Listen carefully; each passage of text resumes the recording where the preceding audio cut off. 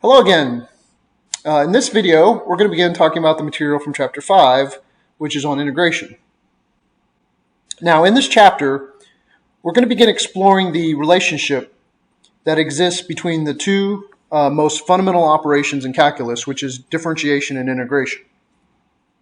And what we're going to discover is that there's a remarkable connection between derivatives and integrals, and we're going to see that in what's known as the fundamental theorem of calculus. And that's the capstone idea in this chapter.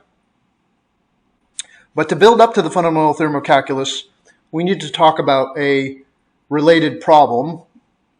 And that's the problem of finding the area of regions that are bounded by the graphs of functions.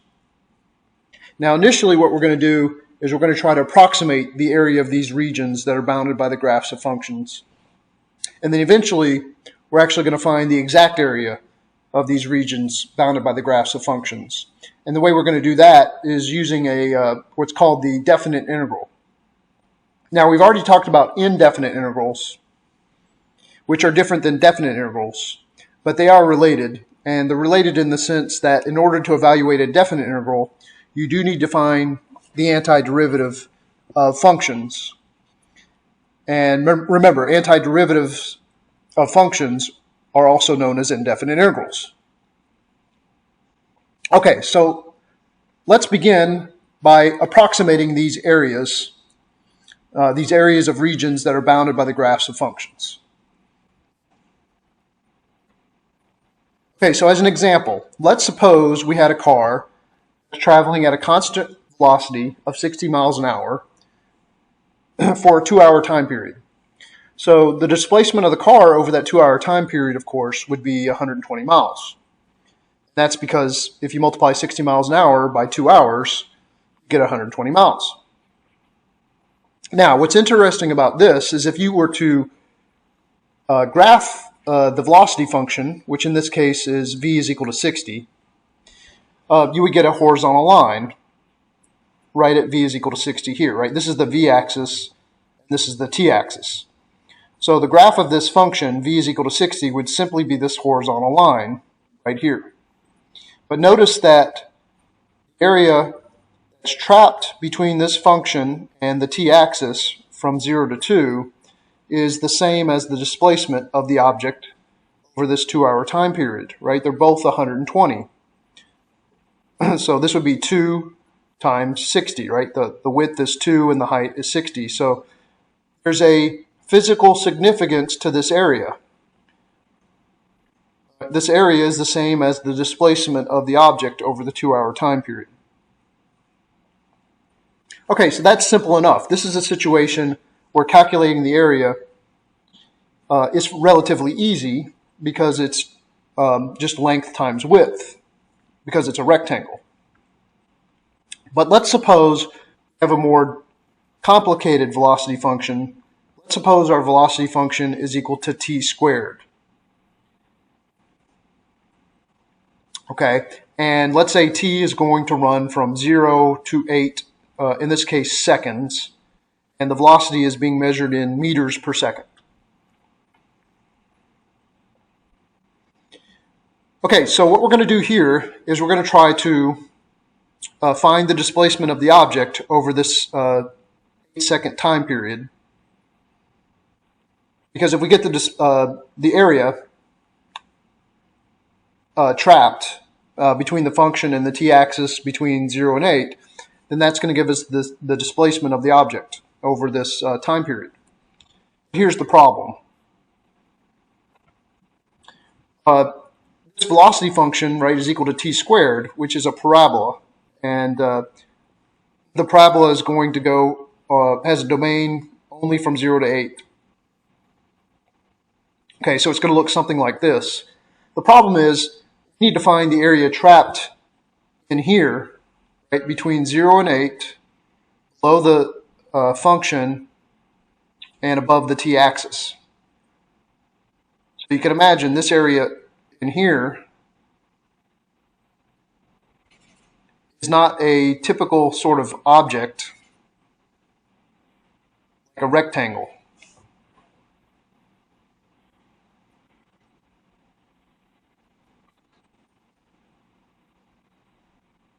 So this area in here. So we don't have a formula that will give us this area, like length times width. So here's what we're going to do instead. We're going to approximate this area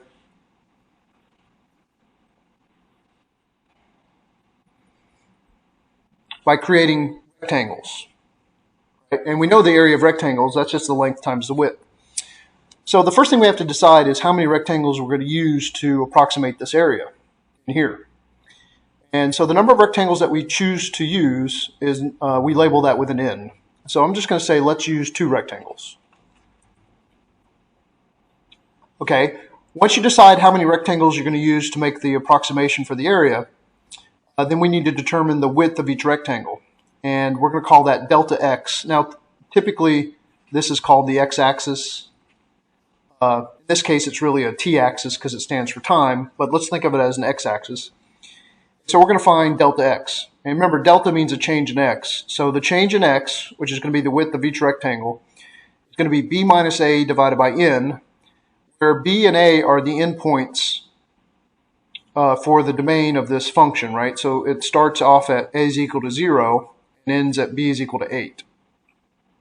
Okay, so if you take 8 minus 0 and divide that by the number of rectangles, which in this case is 2, we need the width of each rectangle to be 4, which makes perfect sense because then you're going to go from 0 to 4, and that'll be your first rectangle. And then your second rectangle is going to go from 4 to 8. And that's going to give us our 2 rectangles. So the only issue left is to determine the height of each of these rectangles. But here's the problem. Velocity is changing during this time period from 0 to 4 seconds. So what we're going to do is we're going to assume that the velocity remains constant as, when we do our approximation, even though it really doesn't. Okay, but in our approximation, the assumption is that it's constant. But the problem we're going to run into is what constant velocity are we going to use in this assumption, in this approximation? So probably the best thing to do is to pick the velocity in the middle of this time period. So the middle of this time period would be 2 seconds. So if we plug this in to the velocity function, v of 2 is going to give us 2 squared, which is 4. So the object is traveling at 4 meters per second right at 2 seconds. So we're going to assume that the object is traveling at this constant velocity for the entire time period from 0 to 4.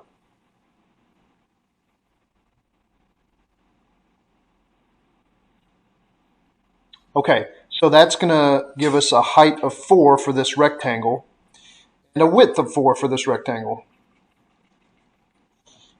Okay, and so the area of that rectangle would simply be 16. 4 meters per second times 4 seconds.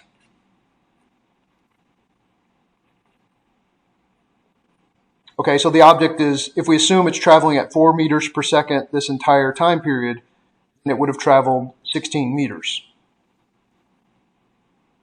Okay, so then the next time period is 4 to 8. And again, we're going to assume that the object travels at a constant velocity of 36 meters per second in this case, because the midpoint between 4 and 8 would be 6 seconds. And at 6 seconds, the object's traveling at 36 meters per second. And if it does that for 4 seconds, then it will have traveled 144 meters.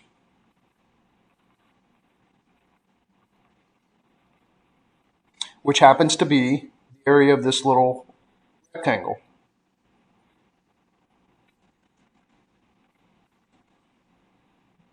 Okay, the width of this rectangle is 4, and the height of this rectangle would be v of 6, which is 36. So again, this is the idea that the area of trapped in here is approximation for the displacement of the object. Okay, so the total displacement over this time period from 0 to 4 is approximately 160 meters. But this is an approximation.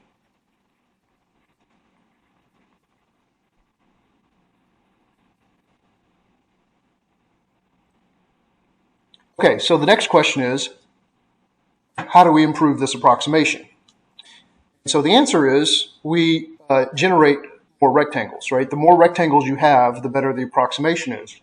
So if you wanted to improve this approximation, you would just create more rectangles. So here's what happens.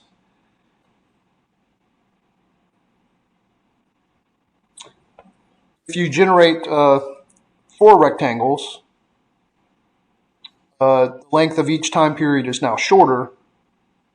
It's only 2 seconds per rectangle. And you would end up getting, instead of 160 meters as your approximation, it would be 168. So you can continue to do this. You do it for 8 rectangles. Each rectangle has a width of 1 second. And then your approximate displacement at that point would be 170 after you add up the area of the 8 rectangles. And so if you keep doing this and generate more and more rectangles, you'll begin to see that this number down here starts to approach a certain value. Whatever number that this begins to approach is the exact displacement of the object over that time period, which also happens to be the exact area trapped between the function and the t-axis from 0 to 8.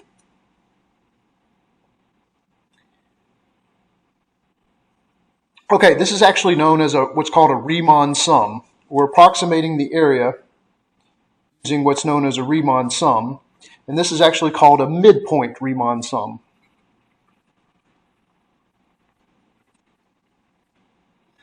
That's because we used the midpoint to approximate the height of these rectangles. Another way we could have done this is to approximate height using the right endpoint.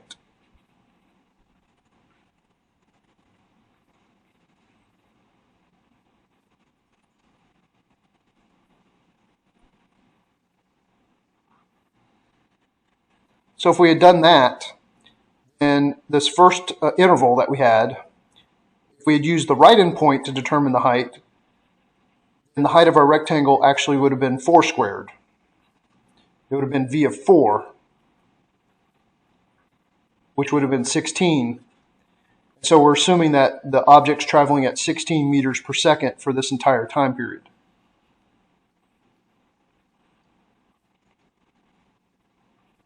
And of course, for the second rectangle, the right endpoint is 8, and v of 8 would give us 64 meters per second. Okay, and we're assuming that the object's traveling at a constant rate of 64 meters per second over this time period between 4 and 8.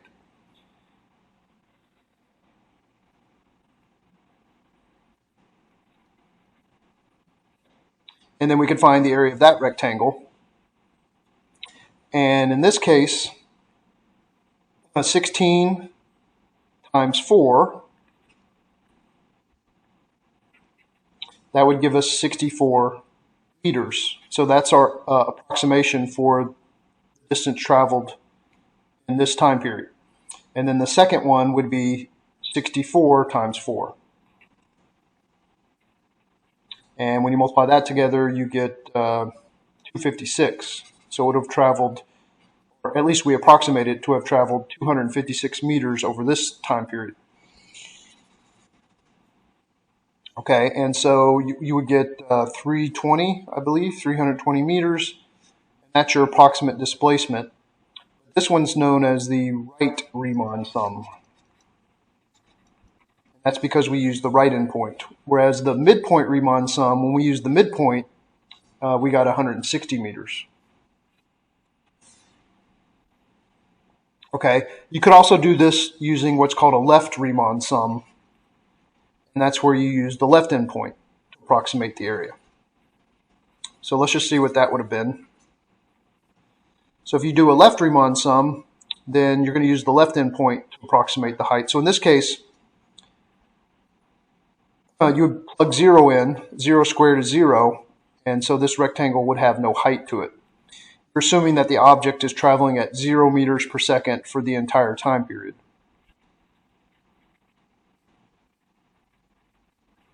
And then the second one goes from 4 to 8. The left endpoint would be 4. And so you're assuming that the object's traveling at 4 squared, right? V of 4 would be 4 squared. You're assuming it's traveling at 16 meters per second for this entire time period. And of course, that would give you 16 meters per second times 4 seconds. That would give you 64 meters.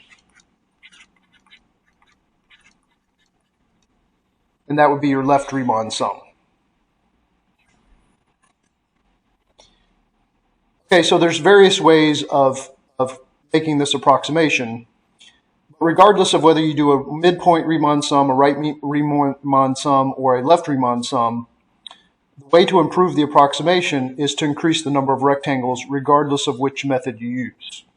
What's going to happen is, no matter which method you use, as n heads towards infinity, the area, the approximate area, is going to approach the exact area, regardless of which method you use. So in a sense, it really doesn't matter which method you use, because as n goes to infinity, they all begin to approach the same number, which is the exact area trapped in here.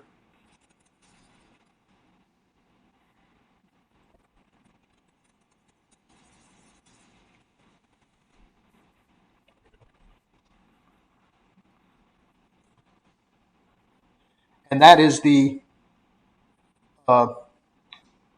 displacement, right? That's not an approximation. This is the exact displacement, whatever that exact area is. Okay, so later on, we're going to talk about how we find this exact area. Of course, one way we could do it is by finding what happens to the approximate area as n goes to infinity. But that requires lots of calculations, right? You'd have to create a table like this. This requires lots of calculations. And of course, you could figure out what this number approaches by increasing the number of rectangles. There's another way to do it, which we'll talk about later on, and that's when we get into what's known as the definite integral. Okay, so I hope you found this video helpful. Thank you for watching. Bye-bye.